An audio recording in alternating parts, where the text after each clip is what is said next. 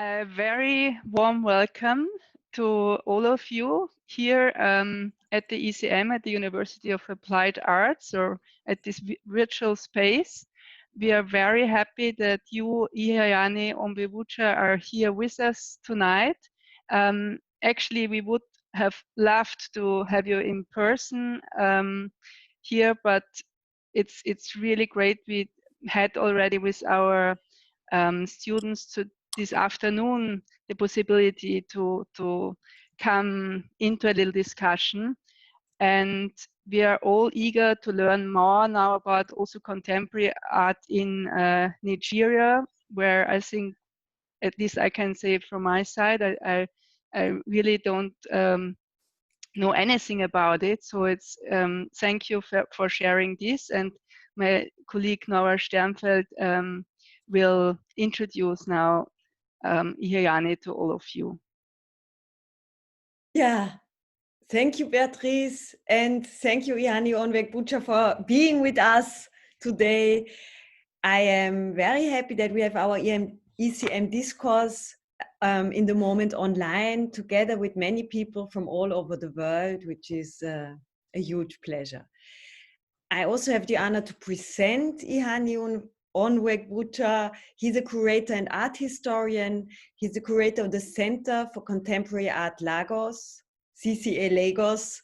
And actually, yeah, is there, after also BC Silva died, a very important figure also in relation to curatorial education and thinking about archiving the archive. We will hear about this.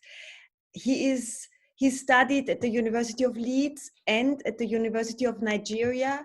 His current curatorial project is archiving the archive and includes a long-term research and documentation of curatorial archives in Africa. We will also hear today about his other research interests, including post-war art in Nigeria, with focus on the post-Civil War period, and inclusive museums for Africa. Yeah, welcome, Iheanyi. Thank you very much, Nora, and thank you, Beatrice, for the opportunity to share today. And like you said, I would have been very okay. Sorry, my connection is poor. I think a lot of people are online now.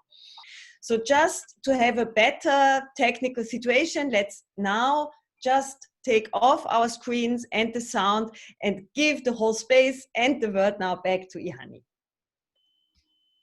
Thank you very much, Nora. I think that will help with my connection. So I was saying that speaking online provides the opportunity for other people who may not be able to join us, who would not have been able to join us physically in Vienna, to participate in the lecture. So somehow we'll make lemonade out of lemon that life throws us now. I will now go ahead and share a screen.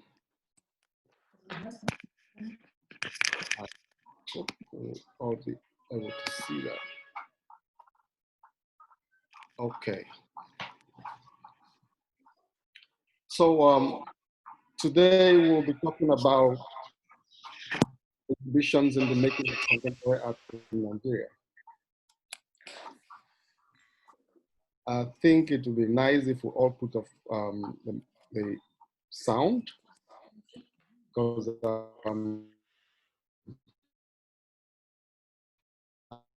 go somewhere. Okay. Tonight we'll be talking about exhibitions in the making of contemporary art in Nigeria, and we'll be looking at the timeline of events in this history from the time around Nigeria's independence to 1990, which for me is the defining moment in contemporary art in Nigeria. At the point that a lot of intellectuals and creatives left the country due to the obnoxious military regime. To start, I started thinking about the history of exhibitions in modern Nigeria sometime in 2018 when Janet Stanley of the Smithsonian sent some boxes of books to CCA Lagos. In these boxes, among other things, were exhibition publication from the 1960s. Looking through the boxes, it was very enlightening seeing catalogs of exhibitions from the 1960s in Nigeria and reading the texts in these exhibitions.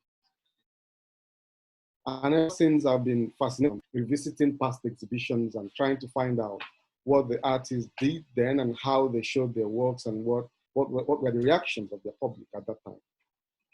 And to think that it has become important in the field of curatorship and art history to revisit past exhibitions and analyze their impact in local or global art development. In fact, exhibition history is emerging as a developing field of scholarship. In 2014, I think 2014, yes. Curator and writer Jens Hoffman published his phenomenal book, Showtime, the 50 most influential exhibition of contemporary art. The book offered a thorough look at art exhibitions between 1980 and 2010, examining how these exhibitions have dramatically altered the way artists, curators, and art patrons experience the contemporary art exhibition. However, while the book is a very useful compendium, no doubt, it consequently omitted exhibitions in Africa. And Hoffman is not alone in this. Just like his book, several other of such historical presentations of global exhibitions do not recognize the impact of key cultural events in Africa, even though these events are responsible for the emergence of contemporary artists from the African continent, who are now globally celebrated. Of course, we read reports of the recent rush for artists from Africa and the trending artists from Africa in art fairs and the auction houses, and how contemporary African artists have become the new darling of the global art market.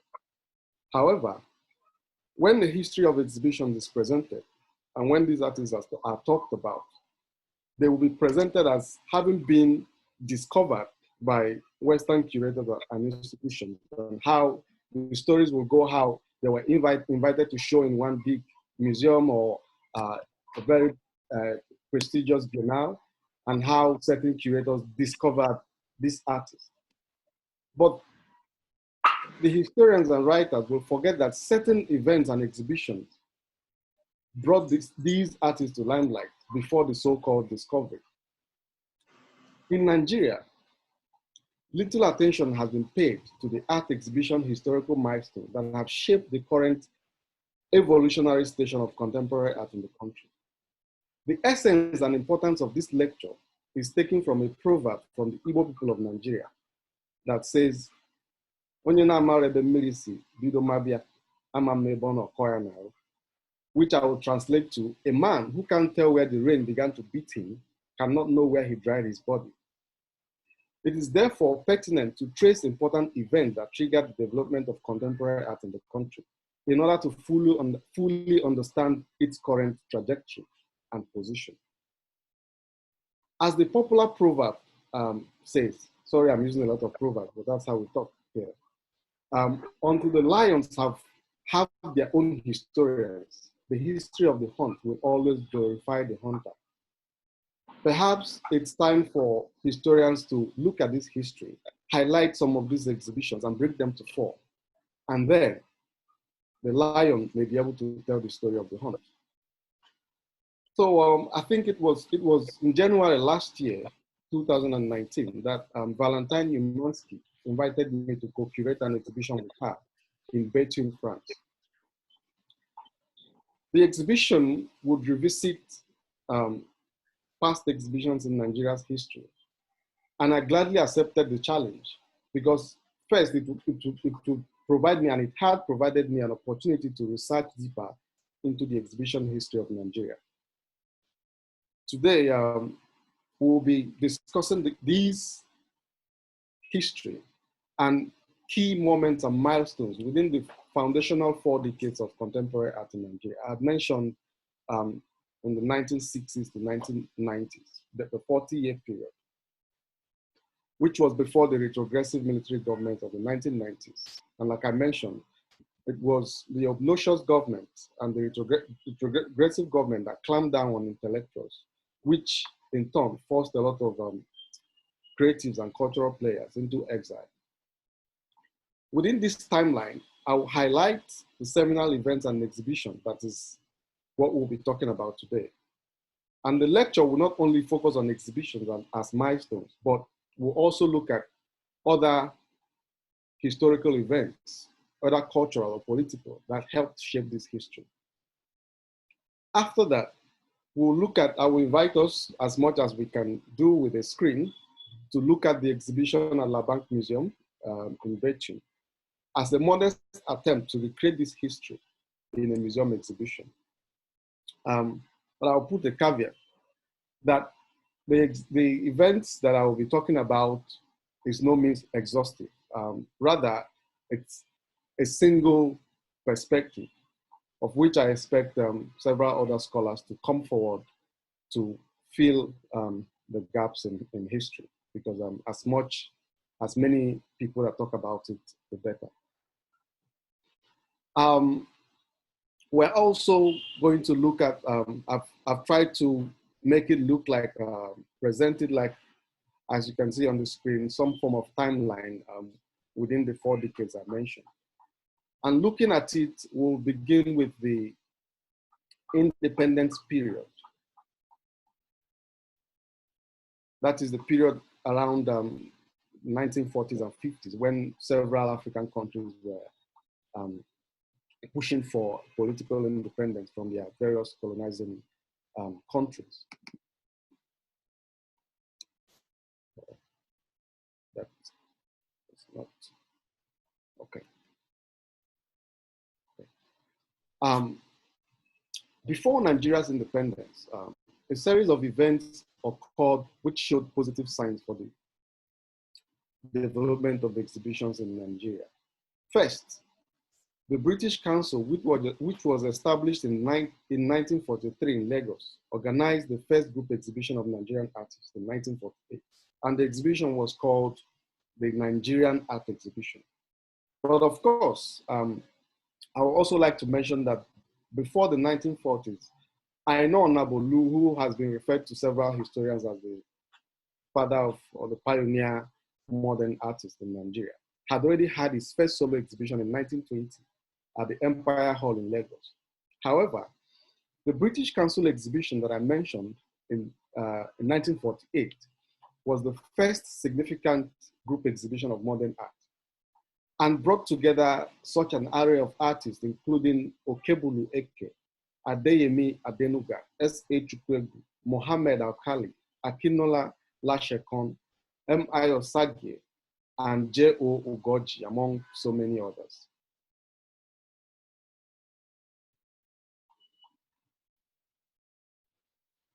Going over to the 1960s,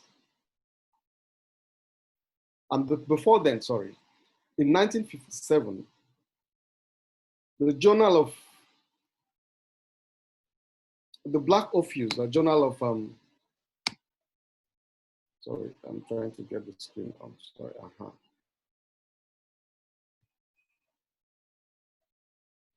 Sorry about that. In 1957, sorry, the Black Orpheus was launched by the Ministry of Education in Nigeria, Western Nigeria.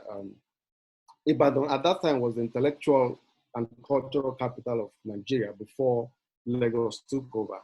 The establishment of the journal with the German scholar Olibaya as editor was groundbreaking as the first African literary periodical in English. The journal provided an opportunity for critical engagement with literary and visual arts. For those who don't know Olibaya, I would like to do a small introduction. Olibaya contributed significantly to shape the reception of contemporary art in Nigeria. He promoted the study of African literature and the work of the first crop of great post-colonial writers and artists, such as Chinua Achebe, Wole Soyinka, Christopher Kibo, Demis Brutus and artists as Ibrahim El Salahian, among others. He also wrote and edited some of the earliest books on African contemporary art and global post-colonial literature. But let's go back to the timeline. It will be also important to mention that around the same 1940s and 50s, particularly I think in 1953, the artist Ben Onwuegbucha was appointed the federal art supervisor. Ben Onwuegbucha's appointment created national visibility for him, but not only that, created prestige for the art profession. For an artist to be appointed a federal advisor made it possible for other people to take up the art profession proudly and showed that artists could also have prestige in the government. And then as Nigeria was gradually winning itself from the the colonial government, several artists took up the nationalism fever and started pushing for a break off from the European art, academic art tradition in favor of indigenous content. Therefore, when a group of students of the Nigerian College of Art, Science and Technology in Zaria, now called Ahmadu Bello University Zaria, became concerned with the increasing influence of foreign cultural values and traditions and art in Nigeria, they formed the Zaria Art Society. The members of the group at that time were Uche Okeke, Bruce Onobrakweya, Demas Nwoko, Yusuf Grillo, Simon Okeke, Jimo Akolo, Oseloka Osadebe, and Emmanuel Odita. The Art Society's manifesto was a fusion of indigenous visual art with useful Western elements, which in their attempts synergized academic art and cultural tradition in what the group's president, Uche Okeke, called natural synthesis. These artists created work that reflected the diverse cultures in Nigeria. The Art Society had its first meeting in 1958. And I will say by 2 years after, by 1960, some of the members had the opportunity of showing these artistic revolution or rebellion, as some historians will put it, in the Nigerian exhibition.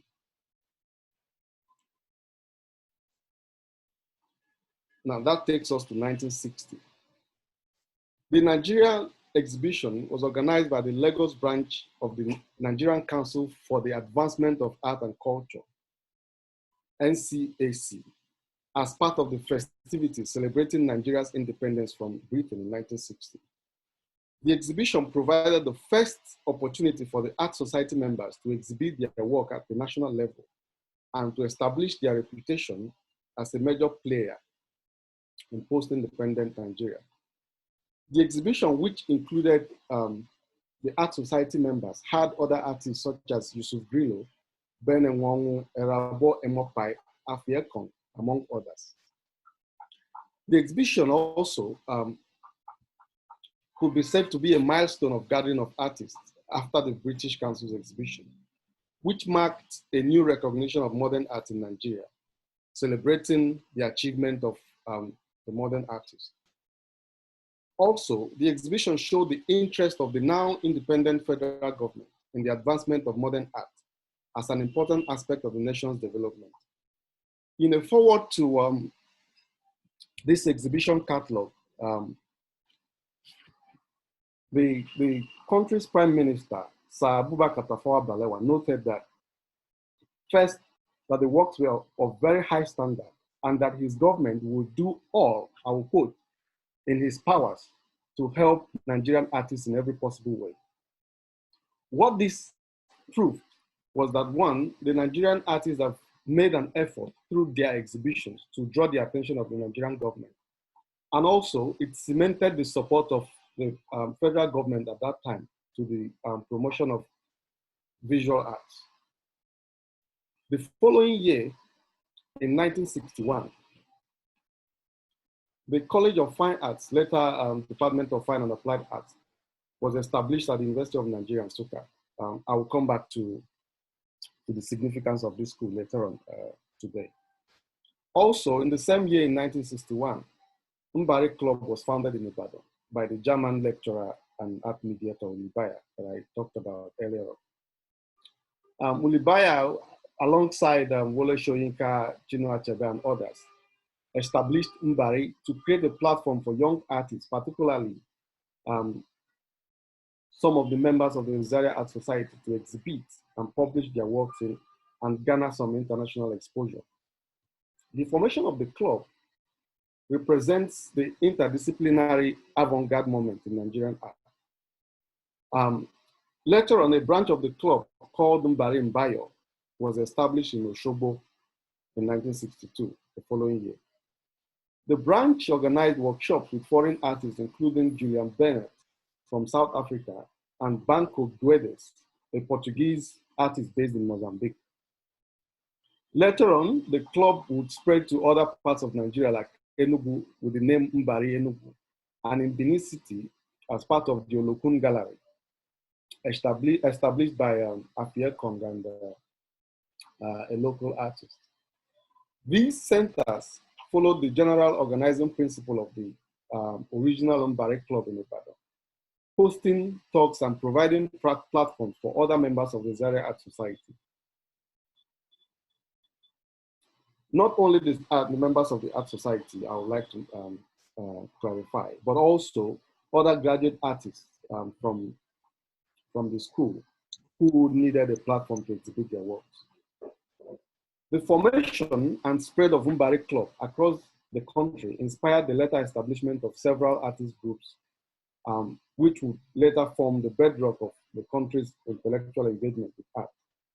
Also, the Mbari Club started publishing artist books, like you will see here. A book, this is on the screen, is one of the Mbari publications for drawings by Uche Okeke, one of the Zaria Art Society members. The Mbari publications for these artists provided a platform beyond the exhibitions to further spread their works across the country and even beyond that. Then, in 1963, the Society of Nigerian Artists was established. The SNA, as it is popularly called now, is very significant in the sense that it provided an opportunity for artists at that time to organize themselves as a national body to lobby the government as a pressure group to the government to get the voice of the artists to the government authorities. In fact, the significance of the establishment of the SNA was summarized by Chika Okeke in his book, Post-Colonial Modernism, where he noted that the early successes of the SNA in organizing exhibitions, discussions, and lectures across the country led to a heightened consciousness about the fate and direction of modern Nigerian art among the artists.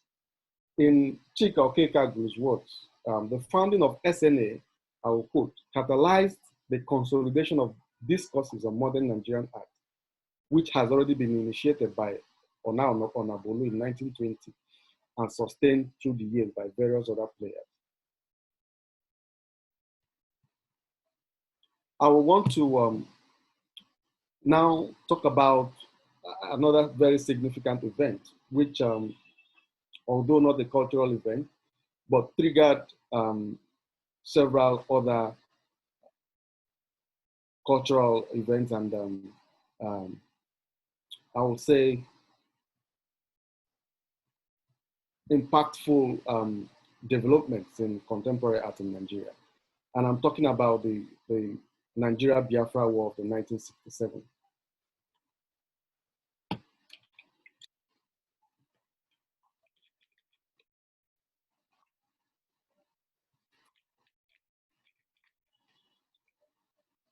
Now, to talk about the war, to give a little background of the war, which lasted from 1967 to 1970. In 1967, the federal government of Nigeria declared war on the breakaway Biafra Republic, which was formerly the eastern region of Nigeria. And during this period of the war, as the war lasted, during the 3-year period of the war, many artists from the eastern part of Nigeria returned to Biafra. Some of the artists joined the Ministry of Information as designers and graphic artists. Others created works in support of the propaganda efforts of the government. And some of the artists like Uche Okeke organized exhibitions abroad in an effort to raise funds to support the war effort on the Biafran side. The impact of the Biafra War would change the focus of the works of some of these artists in the following decades. And the artists after the war, with the fresh memories of their experiences in the Civil War, whether those that lived in Biafra, which was the theater of war at that time, or those that lived on the Nigerian part of the country, but saw images and had relations who were affected in one way or the other by the war. The impact of this war would change the focus of the works that they created afterwards. And with the memories that they've gathered, whether direct or collective memory, created works that responded to both the situations of the war and the post-war social conflicts in the country. And then, having been influenced by the ravages of war, the works of these artists would shift from cultural subjects, as they would have in the independence period, to show the inner turmoil that they experienced and as they processed the tragedies of the war. Their works reflected the grim and complicated realities which resulted in what I will call the post-war Nigerian art in my current research. Now, to move a little further again, and along the timeline. At the end of the war in 1970, Uche Okeke, who had fled northern Nigeria when the war broke out to eastern Nigeria, which was Biafra, would later join the Fine Art Department of the University of Nigeria, Nsukka, in 1970. And interestingly, just like the other members of the Zaria Art Society, who took the natural synthesis ideology to the various parts of the country, Uche Okeke would bring in the natural synthesis ideology in Nsukka.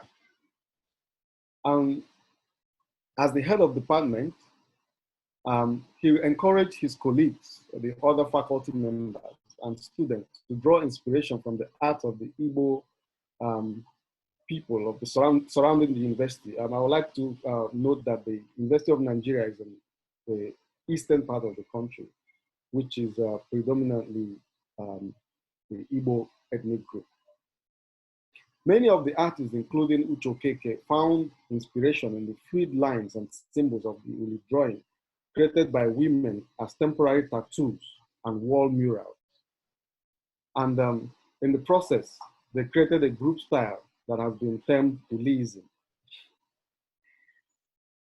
In the decades following 1970, artists like Obiora Udechukwu, Chike Anyako, and so many others who are associated with this movement earned international reputation. I'll still talk about some of these artists later. They presented their group styles in exhibitions like the Aka exhibitions of 1986, which we'll still talk about. And their successes attracted younger generation of artists like Prism, Oluchukwu Ogwibe, Chijioke Onora, Eva Obodo, Pato Sankume, and a whole lot of others. And these artists have continued to evolve the Uli movement up until the present day. Also, in the same early 1970s, the Nigerian artist Abayomi Baba will return to Nigeria from London to teach at the University of Lagos. Abayomi Baba would then in Lagos pioneer another school of art, which is very distinct from the Uli school, called the Baba School by critics and historians at that time. the school challenged the primitivism and expressionism championed by the Zaria Art Society and Ulibaya through Umbari. The Baba school favored instead pictorial naturalism and the representational depiction of African subjects. The development of the Baba school complemented, like I mentioned earlier, the Nsukka school and created a two-pronged philosophical approach, which formed the foundation of the present contemporary art in Nigeria. It is also in the same decade, in the 1970s, that the Ghanaian artist Ella Natsui joined the faculty of the art department of the University of Nigeria, Nsukka. I would like to note that although he's not Nigerian, El has lived most of his professional life in Nsukka, Nigeria, and has had a tremendous influence on the artists from Nsukka and by extension, other artists in Nigeria. But in Nsukka, as El Anaswi arrived in 1975, he found artists with similar intellectual and artistic creed, some form of kindred spirit. This encounter with these artists fueled the already existing creative drive he had already established in Ghana and engaged with the local visual art traditions. His position as a foreign lecturer in Nsukka set him apart from the local discourses and outside of the parameters of the natural synthesis movement, which was already enveloping creativity in the school. And this, in turn, allowed him to reflect on and bring together the underlying commonalities of African experience and creativity, and gave his work a universal appeal in a globalized world. I would like to note that El Anaswi became an important member of the Nsukka group, and his presence had significantly impacted the art practice in the school, like I already highlighted. But before he began to show abroad, and before he participated in the early exhibitions like the Magicien de la Terre, and his residency at the exhibition, an exhibition at the Studio Museum in Harlem, New York, and later on the Venice Biennale, which has always been repeated and reiterated by historians as the defining moment in his career and the point at which he got global attention. But it's very important, like I said earlier at the beginning of my lecture today, that this was not just this was not the defining moment. This was not the point that an artist like this became, that his creativity became interesting. But rather, it was the enabling environment created by his colleagues in Nsukka, the appreciation of his works, and the opportunities provided for him to exhibit his work that fueled his creative drive and will in turn lead to several exhibitions in 1979.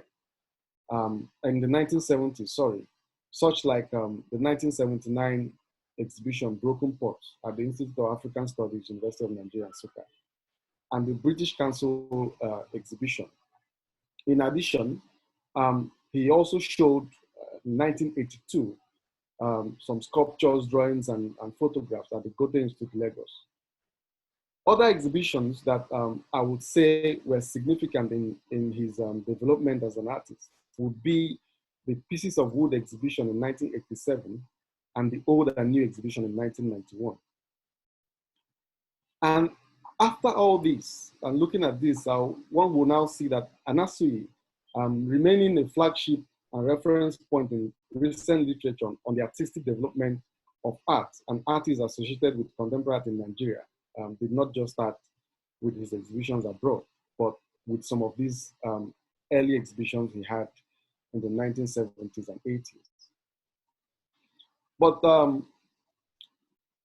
moving ahead, in the same 1970s, I would also like to mention, like you see on the screen, in 1974, the establishment of the Gong Gallery by Emily Iheanyi in Lagos. And then in 1976, the symposium that was organized by Ucho Keke at the University of Nigeria, Nsukka, called the Symposium of Contemporary Nigerian Art, which I would say was one of the first attempts by artists and scholars to reflect on the trends and movement on the Nigerian art scene. In addition to the two exhibitions that were held in conjunction to this symposium to highlight the discussions in the event. I would move further to 1977. Sorry, my throat is back.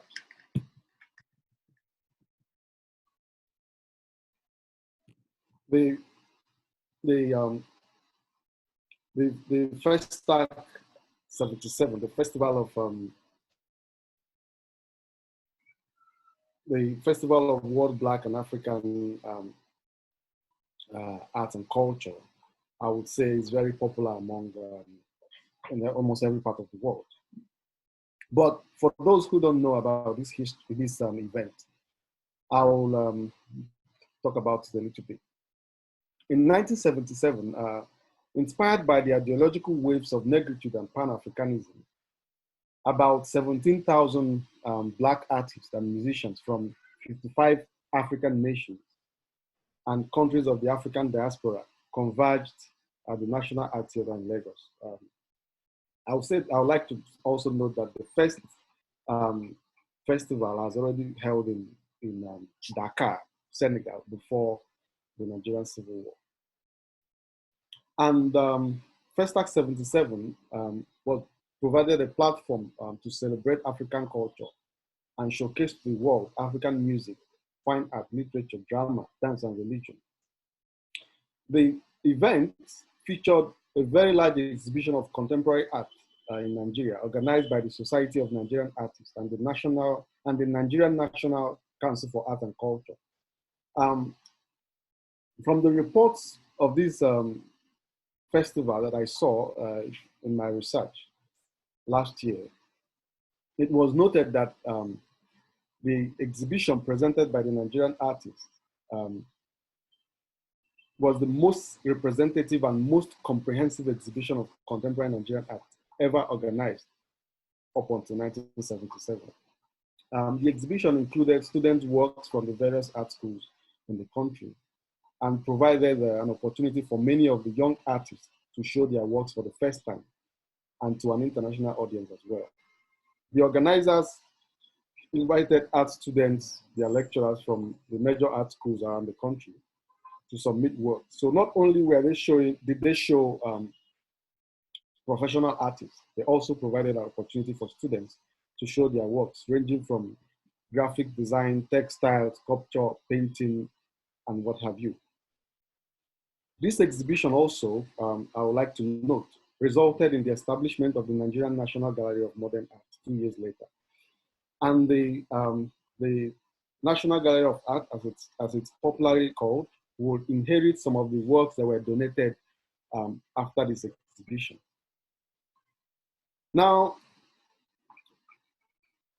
with the success of Festac 77 and the international critical attention it generated for contemporary art in Nigeria, interest in critical writing grew. Demas Nwoko, a member of the Zaria Art Society, established the New Culture Review, which was a review of contemporary art, and I think it started publishing in 1978. The magazine addressed issues of identity, post-colonialism, and aesthetics of African art and culture. The magazine placed a particular strong emphasis on the visual arts, among other art genres.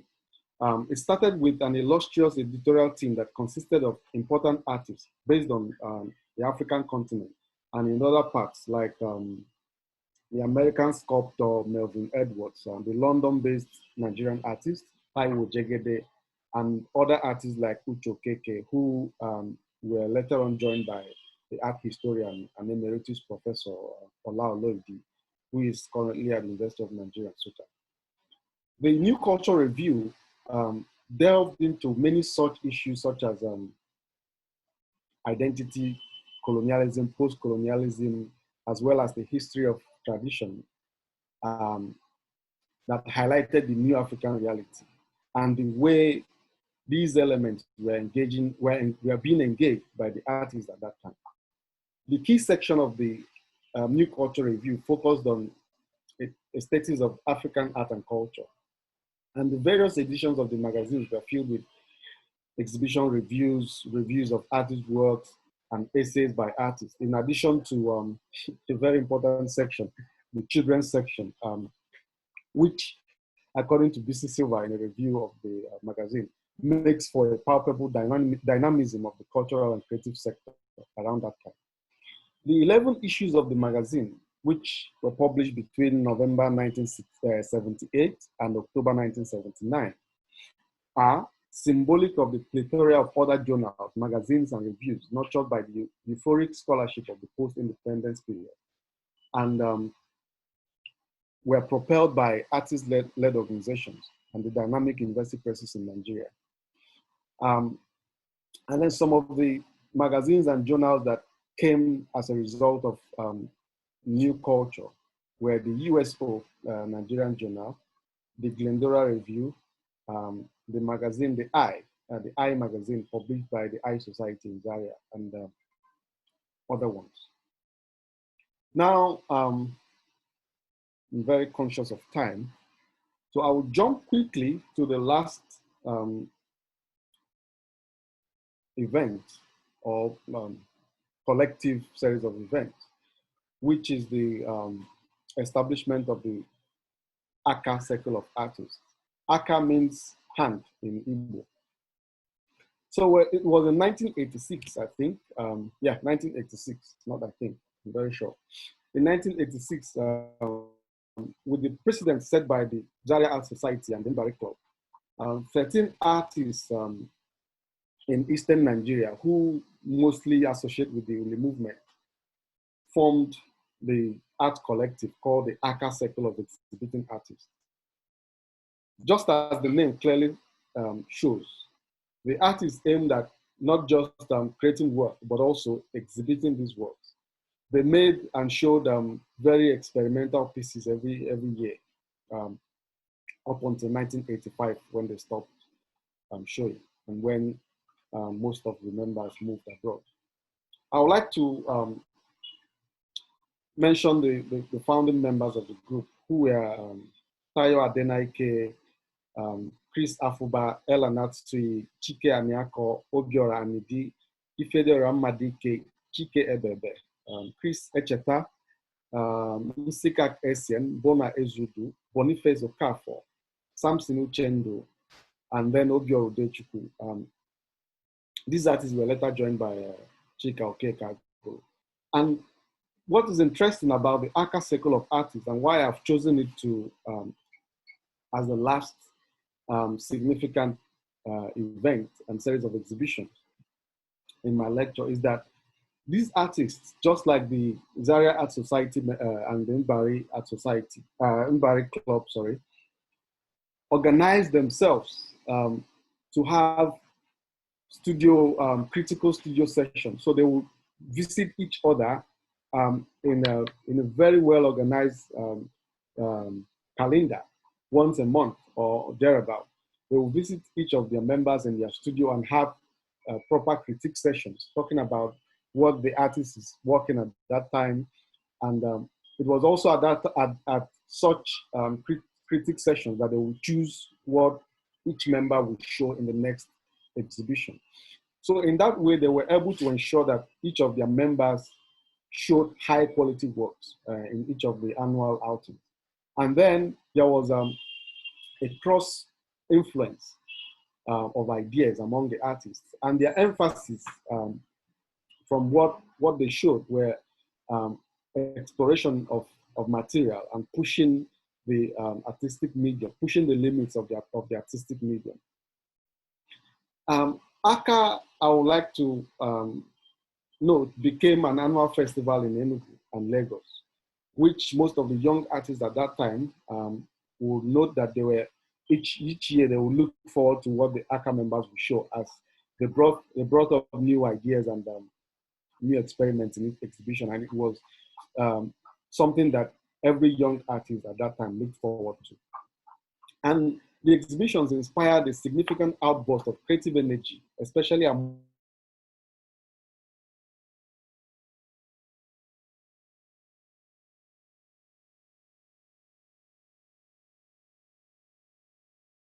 long younger artists in the 1990s. So to put it differently, ACA was a catalyst to the formation of similar artist groups and the emergence of professional artist collectives, which filled the gaps created by the non-existent government institutions, and provided a platform for the artists to show their works. And some of these are some examples of the group that came out as a result of the successes of ACA were the Visual Orchestra, which tried to organize exhibitions in late 90s and early 2000s. And then the Pan-African Circle of Artists, who started showing in, I think, early 2000, and still has continued to show their works periodically, among so many others. In addition to some of these exhibitions I already mentioned, I think it's also important to look at some other events that took place around the late 80s and early 90s, which were first, I would like to note the 1987 exhibition, Towards a Greater Nation, which was a major group exhibition organized at the Italian Cultural Institute in Lagos, organized by the Lagos State chapter of the Society of Nigerian Arts, featuring works by 46 members of the group. And also the establishment of the I Society, I've already mentioned the I magazine in 1989. The objective of the society was to project the visual arts as an instrument in the development of the Nigerian society. And in addition to these events, were the 1990 exhibition of artists from Nsukka, titled Eagle on Iroko, which was celebration of the 60th anniversary, 60th birthday anniversary of Chinua Achebe, and spotlighted the accomplishments of the members of the School of Art. It was also in the same 1990 that the first significant exhibition of Nigerian women artists was organized in Lagos by the National Council of Women Societies, which was chaired at that time by the artist Afiekon, who was also the Council's Committee on Art and Craft. In the decades that followed in the 1990s, of course, I won't forget to mention that several other exhibitions built on this existing groundwork that has been provided by the exhibitions and the events that I've mentioned to create the current bubble or effervescence, if you want to use that word, that we are currently celebrating as contemporary art in Nigeria today. And it's also equally important to note the roles that artists played as curators and critics in this exhibition. The artists were able to organize the exhibitions themselves. They were the ones that wrote the essays, critical essays for catalogs, and at the same time, they were the ones that wrote critical reviews of the exhibitions afterwards. Now, having talked through this short timeline of events and exhibitions, I think I will now, if time permits, take us just quickly through the exhibition, the current exhibition in France. Luckily, the exhibition has been extended to January next year, providing an opportunity for anybody that is in France to visit the exhibition. It's in Labanque. Labanque is the bank museum in Belgium, in France.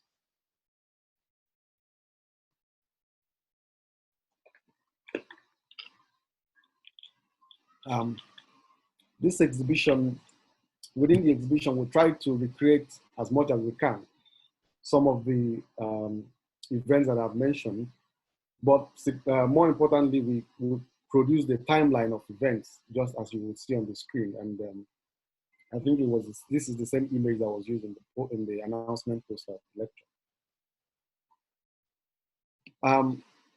We within the few months that we had to prepare for the exhibition, we scouted through Nigeria to trace some of the artworks that were shown in this exhibition.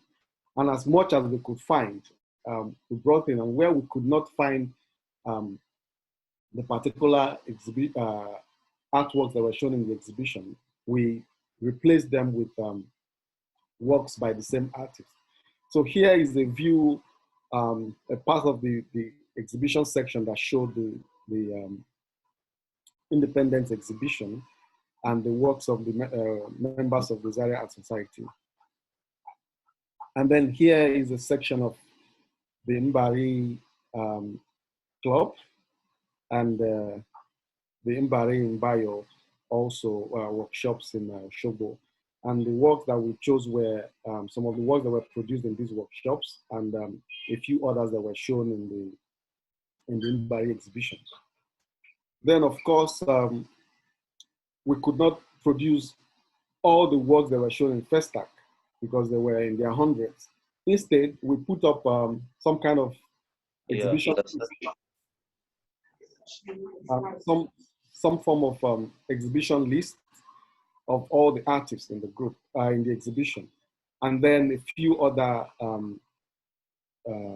archival materials that we could find from Festac, in addition to a film documentary of the festival.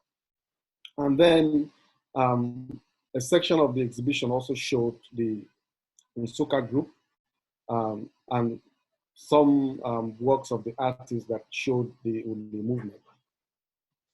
And then finally, the works from the first exhibition of the Aka Circle of Exhibiting Artists. Here you see the works of Ella Natsui, Chris Afuba, Nseka SCM, and I think Chris Echeta at the center. And then I think that's all we can see for the exhibition. But then to conclude, we can see that a combination of events prepared layers of foundation that has significantly shaped the way the present state of contemporary Nigerian art and the way it's currently designed. And also that the reconfiguration of Nigerian exhibition history within an international contemporary art discourse, which takes into account the ecosystem within the history, is very, very important. Therefore, I would like to end with this statement that, as we know, most of us in Nigeria know that Mungo Park, the Scottish explorer, did not discover River Niger, as some of us were taught in secondary school, and as the history books would say. Rather, our ancestors in Nigeria have always explored the river for centuries before Mungo Park came to Nigeria. In the same vein, the bubble that is visible today in the contemporary art scene in Nigeria and the celebration of Nigerian artists across the world is an accumulation of the activities of several art and cultural organizations, beginning from the 1950s inside the country, and not just the discovery of these Nigerian artists by foreign institutions and curators. Therefore, we have always had these artists, we have always supported these artists, and we have provided the platform that they sprung up before the Western curators and institutions discovered them. And on this note, I will end today. And then I think Nora or Beatrice will coordinate questions and comments. Thank you very much. Thank you very much for this presentation, Iheanyi Onwuegbucha. Thank you very much. I think, I don't know, it's really difficult to really, if you want, you can put on the sound and we can clap or just give ourselves the time. Also, You can also put on the videos if you want. And it is a pleasure to get these insights and also to get a timeline actually about history that is not in the school books, at least not in the European universities or education contexts in which I have been raised. So obviously it means a lot to us, and we now have the chance to discuss. It's wonderful that we are also an audience, some kind of public in this Zoom context from many places in the world. It's very beautiful, and the real opportunity to exchange questions and intellectual desires. I have a first question, and then I will just moderate and take up yours. If you want to say something, you have this button called participants, and there, if you go on the participants button, you have a sign that is just a hand to raise, that is blue. And if you do that, if you raise a hand, everyone will see it, and then this is how we, Beatrice and me, will moderate the discussion. So as soon as you have a question or a comment, please just raise your hand and we will then talk. So yeah, I cannot raise my hand because I'm the moderator, and this tool is not for the moderators, but I allow myself just the first question, and from then on, I will only take care of yours. You started with mentioning this book Showtime, this weird wish to create a canon of the 50 most influential exhibitions of contemporary art, whatever this means. Interesting is that this book is absolutely not interested in national context. And as an answer to that, you gave us a very national art history, also showing, maybe also showing that national independence and the history of the struggle within a Pan-African, also artistic self-organization and context seems to be important to counter the as if universal art history that is nothing but a total Western European and US American art history. But still I ask you, how do you see the relation between the national, Nigeria, the Pan-African and the international in relation to writing such an art history? Thank you very much, Nora. That's a very good question. I think, am I going dark? I think the light here is getting poor, but I will continue. You've asked a very interesting question about the relationship between the national and the global. And I would like to say that several historians forget the significance of the local before the global, and that several artists first conquered the global, the local, before going global. And when you forget the context from which an artist is coming from, you tend to limit your narrative about that artist. So when you talk about an artist in the global context, without first noting the significance of the local of that artist and the fact that the artist has conquered the local and that the local provided a platform for the artist's visibility in the first place, it becomes problematic. So I would say that to think about global, we should also note that the global is composed of several localities. And I think I think I'm done with that. Thank you so very much for this very understandable answer. And I am now moderating a discussion. So if you have a question or comment, please raise your hands under the participant button.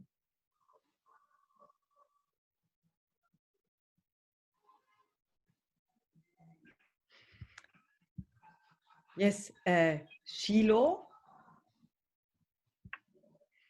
I cannot hear you. So put your microphone on. Yes.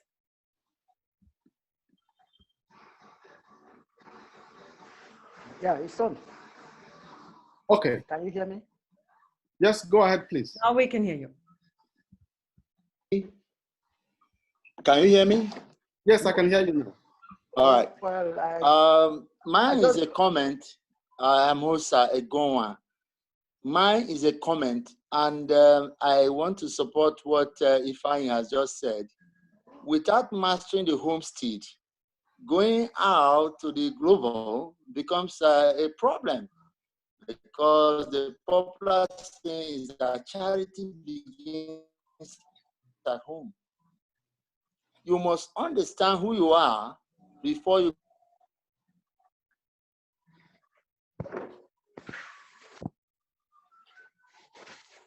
Are you still there, Mr. Egonwa? I think we've lost your video. Lost him. We lost him. But I think the message came through more or less. I mean, we have to understand the local in order, or where you come from in order to relate to the global. Okay, maybe he will come later and then we can continue, but now there is Christian Krawagner raising his hand. So please, Christian, go. Hello, Christian. Okay, now, hi, great to see you again. Thank you very much for this talk. It was wonderful. I would like just to add a comment or a question about what was raised by Nora and already answered in some way by Shiloh or Shiloh. I don't know. The question of where do you come from or who you are is, I think, actually one of the very crucial questions in these times of decolonization. And there is always, in so many countries in the world, there's always a kind of ambivalence, a kind of dialectics of the national and the international, or as we would rather put it today, the local and the global. So I think the question, where do you come from, and start with the local is in particular interesting if we come back to what you told us about the exhibitions themselves, that they were already from the beginning not just local exhibitions, but rather international transcultural projects with Germans involved, British people involved, African Americans involved, people from many other parts of the African continent, like artists like Skunda Bogosian from Ethiopia, and so on and so on. So I think that's really interesting, that the local itself from the very beginning is very, also what you told us about when El Anatsui comes from Ghana, and that I think this is something that is always so interesting in my own work, that the outsiders, very often the outsiders who just have arrived, bring something something that kind of a catalyst, functions like a catalyst to move, to shift directions. So this would be interesting to me to hear a little bit more about, for instance, El Anatsui's role in making a change in the directions of the Nsuka. Okay, thank you very much, Christian, for providing that that other angle. I think you've put it in a better way, the fact that they were already international projects. But to answer your question about El Anatsui, in 1975, when he came to Nsukka on the invitation of Uche Okeke at that time, he found among the artists that they were doing something similar to what he was already working on in Ghana, which was taking the cultural content into his work. At that time, he was working on the circular discs, the circular trays, wooden trays that he bought from market women in Ghana, and made engravings on them, engravings of motifs from Ghana on them. And then, but when he came to Nsukka, of course, he couldn't find those wooden trays again because the market women were not in Nigeria. Instead, he turned to the abundance of wood, and still with the same mindset, started looking at, okay, what are the motifs that he could find from among the Igbo people which was already being explored by Uche Okeke at that time. So it was easy for him to blend into the system. And then the artists at that time were also exhibiting. So he found himself at home among interesting people and interesting artists who challenged him.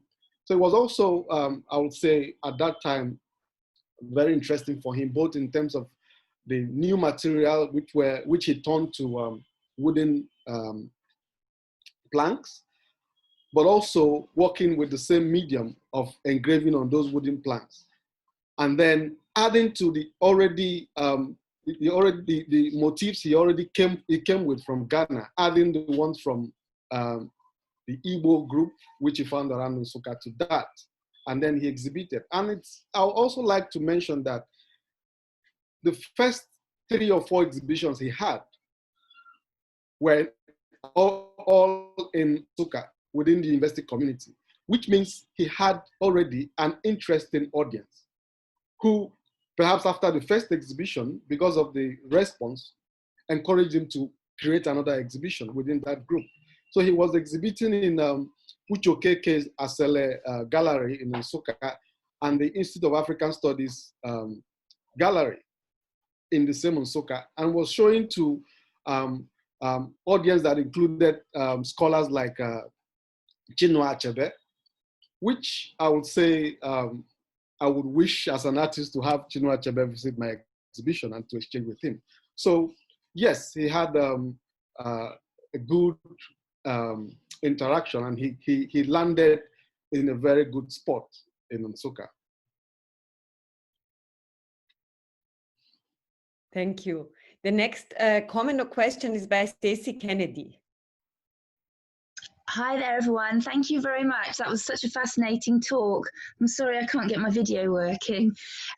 Just a very brief question, really. I was really fascinated to hear about the 1990 exhibition, the first women's show. And I just wondered if you could say a bit more about where the women were prior to this, because in the kind of academic reading that I've done, you know, the big names, they are always male, and it just makes me wonder what barriers were, or what was preventing women from kind of being involved in the movements over the kind of art history time that you described. Thank you. Okay, I was expecting that at some point someone is going to raise that.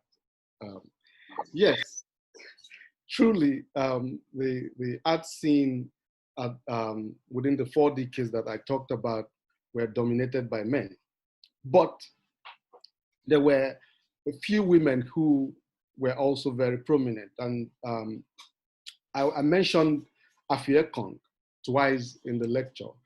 First, among the artists that showed in the Independence around the First Act exhibition, and among the artists that established the Society of Nigerian Artists, and 90, among the organizers of the women exhibition. But beyond Afia Kong, there were artists like Clara Ugbogadangu, who was a lecturer at the Nigerian College of Art, Science and Technology in Zaria, where the Zaria Art Society members studied. And not only was she a lecturer there at that time, she was also very influential in the practice of artists like Afia Kong, who studied around the same time that the Zaria Art Society members formed the group. But several researchers have tried to find out if there was any woman in the group. In fact, a research that I did between 2018 and 2019 centered on this history, trying to find women in Nigeria. And we found that, yes, truly, it seems like women are being written out of this history. And we tried to trace names like Colette Omogbai, who, sorry, it's I got it wrong. It wasn't Afia Kong in Zaria. It was Colette Omogbai in Zaria at the time of the Zaria Art Society. Please, I'd like to correct that. within this research, we try to trace, to find these women. So we found people, we found artists like Teresa Loka Kinwale and Princess Elizabeth Olowu, Afia Kong, and of course Colette Onwuegbucha I've mentioned, who practiced within these 4 decades.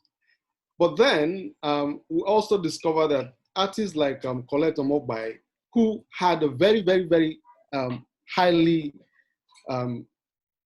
controversial exhibition in 1963 in Mbare Club on the invitation of Ulibaya, disappeared in the 1970s, and no one could trace her.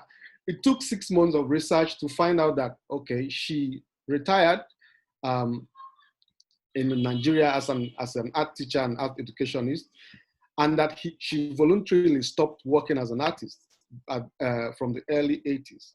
So yes, it's obvious that there were some women, fewer women than men, and that these women were not, has not been fully recognized in history, which is part of what some of the activities that we're doing at CCA to research these women and bring them to the fore. But also, some of them did not continue their practice, like Colette Onwuegbucha. So yes, you made a very good observation.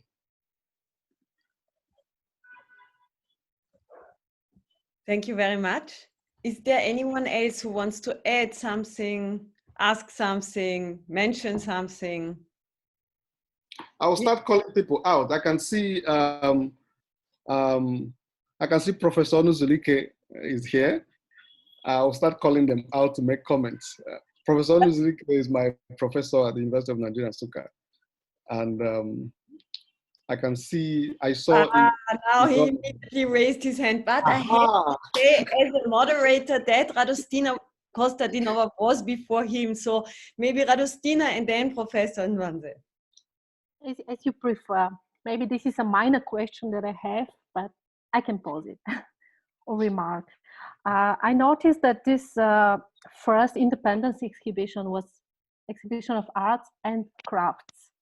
Yep. But afterwards, you started talking more about arts. So I was wondering, where are crafts? Are they kind of, how to say, less valuable part of the art scene, let's say, in Nigeria, or there?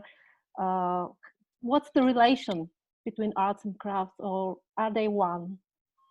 Okay, very good question. I'll try to answer that as simple as possible. In Nigeria, it's always lumped together. You will see like National Council for Art and Craft. You will see Art and Craft Village. You will hear names of Commissioner for Art and Craft. And at that time, of course, crafts included what you will call now as functional art, utilitarian art, pottery, and things, pottery, textile, and things like that.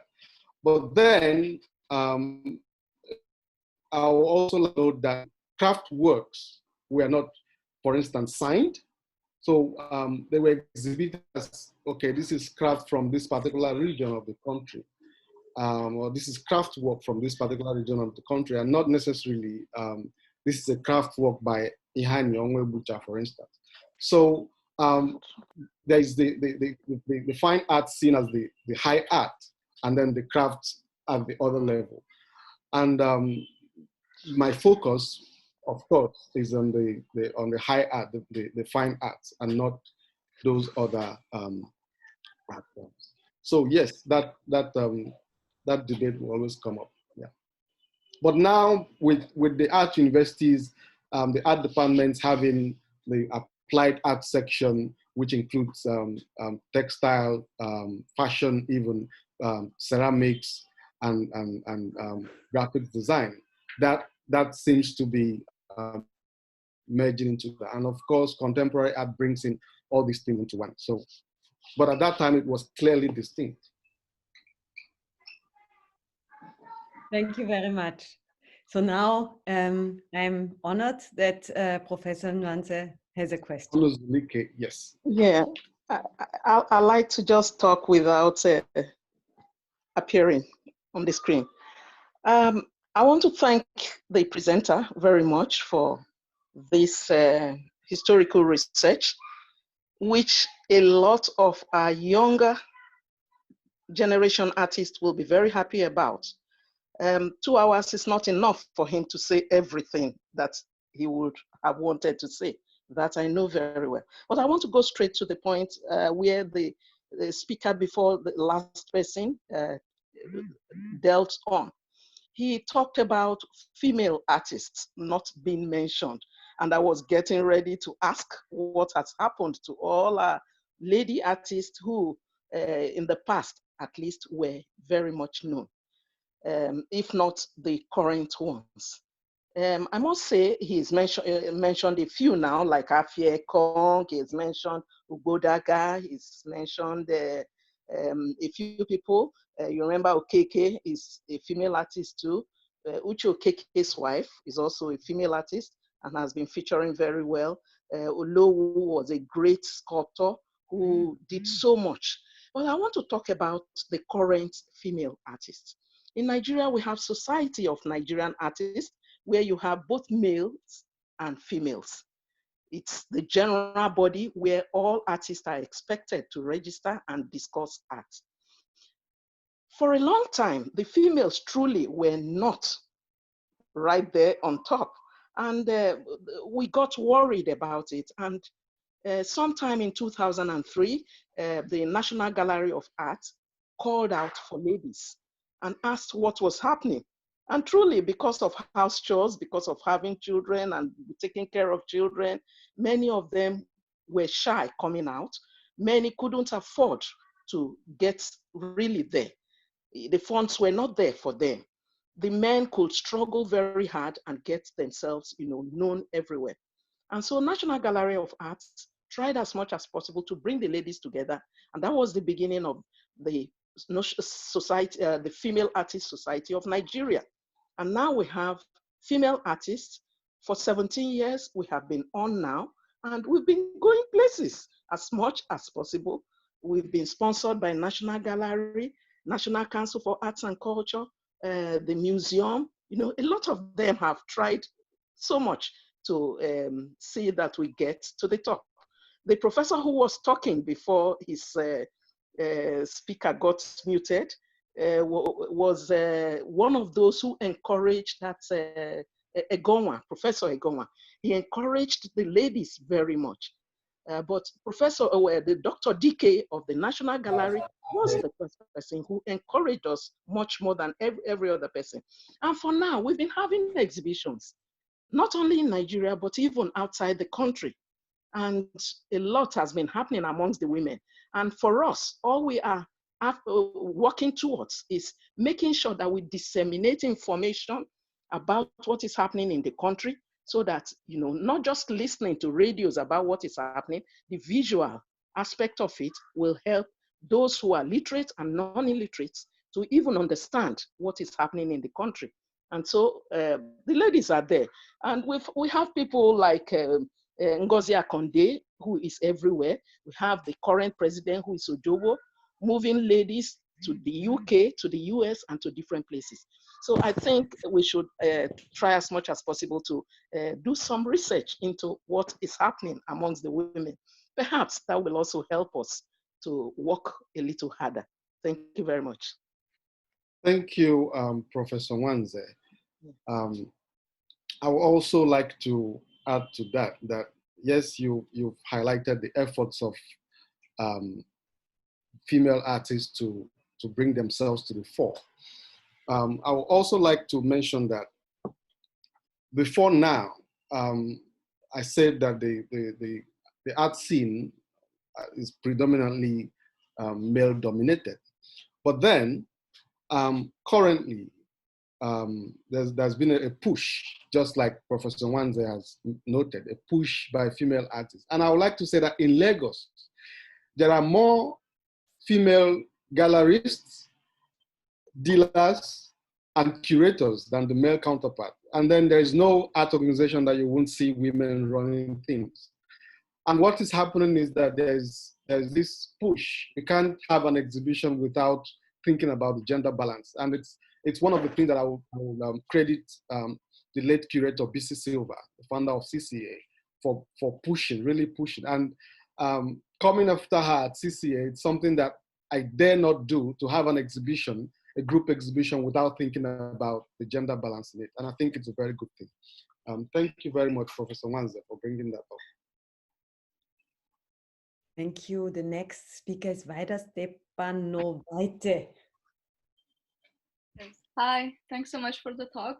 I was just wondering, because we just mentioned again the Society of Nigerian Artists. Also, you said in your talk about ACA Circle of Artists. So I'm just wondering about the scope and influence that artist alliances or coalitions have maybe nowadays in Nigeria. And also, how did you present these alliances in the exhibition that you mentioned? Okay, thank you, Vaida, if I got that correct. Simply, the Society of Nigerian Artists came after, was established around the same time that the Zaria Art Society members were established. But importantly, I think it's good to note that these groups came up as a result of the lack of any existing structure and support by the government, or I would say public support for the artists. But instead of lying and waiting for help, the artists organized themselves into groups. So across history, even now, a lot of art spaces are run by artists. There are more artist curators in Lagos than curators. So I think I can boldly say that the contemporary art in Nigeria is run by artists, I would say, because there are, in fact, 2 years ago, a new museum was established by an artist called the Museum of Contemporary Art Lagos. And there was a group of artists that came together to give themselves a museum, because there's no museum of contemporary art. So they established one for themselves. So just like the ACA group and the Mbari Club and the Society of Nigerian Artists, several other art organizations are run by artists. And there are several artist collectives in Nigeria at the moment. Thank you. And just the follow-up of the second part of the question is how did you present this in the exhibition? Yeah, thanks so much. In the exhibition in Beijing, we had a section for the ACA Circle of Artists, which of course we couldn't show everything in the first exhibition, but we had each artist represented in the exhibition. And then in the Independence exhibition, instead of showing all the art and crafts that were exhibited, we showed instead the works of the Society of the Zaria Art Society members as a representative of the group, showing their presence in the national context with that Independence exhibition. I think these two groups, the ACA Circle of Artists and the Society of Nigerian Artists, were the two representatives of artist collectives in the exhibition.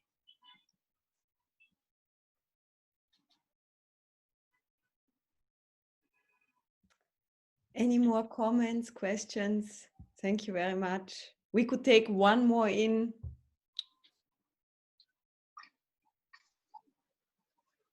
Ozioma Onuzulika, I think he wants to say something. Read me. Yes. Sorry, sir, I have to call you.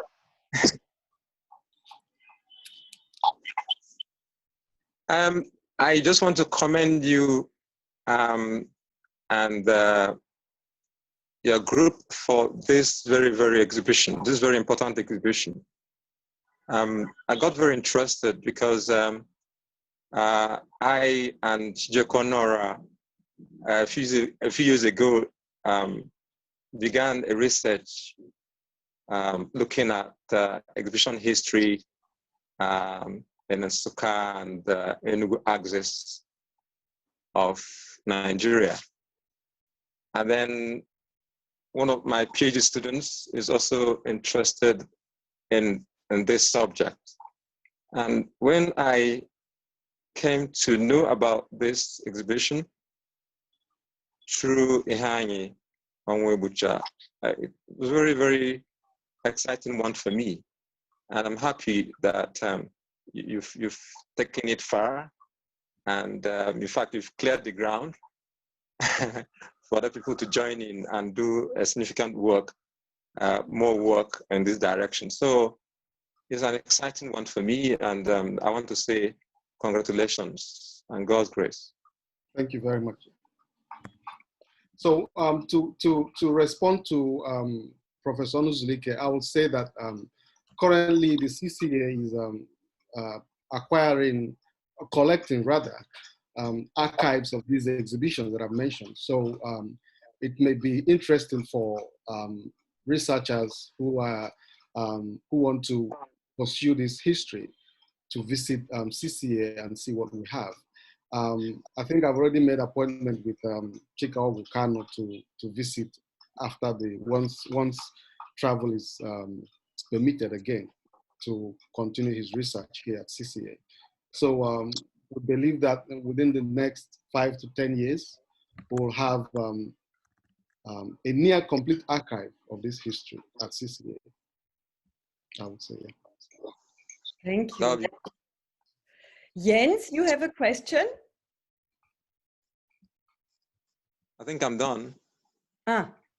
Thank you very much. Thank you.